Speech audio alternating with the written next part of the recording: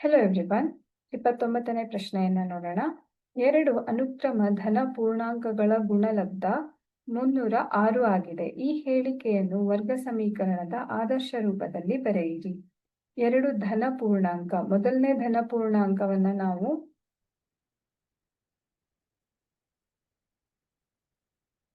x ಆಗಿರಲಿ ಅಂತ ತಗೊಂಡ್ರೆ,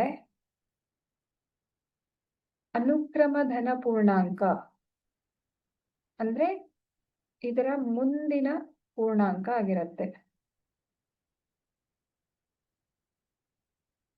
ಅದು x+1 ಆಗಿರುತ್ತೆ. ಹಾಗಾಗಿ ಅಲ್ಲೇನಂತ ಹೇಳ್ತಾ ಇದ್ದಾರೆ, ಅನುಕ್ರಮ ಧನ ಪೂರ್ಣಾಂಕಗಳ ಗುಣಲಬ್ಧ ಅಂತ ಹೇಳ್ತಾ ಇದ್ದಾರೆ. ಸೊ x ಗುಣಿಸು x+1 ಏನಾಗ್ತಾ ಇದೆ, 306ಕ್ಕೆ ಸಮನಾಗಿದೆ. ಸೊ ಈ ಒಂದು ಹೇಳಿಕೆಯನ್ನ ಸಮರ್ಥಿಸುವಂತಹ ಸಮೀಕರಣ ಇದಾಗಿದೆ ಅನ್ನೋದನ್ನ ನಾವಿಲ್ಲಿ ನೋಡಬಹುದು.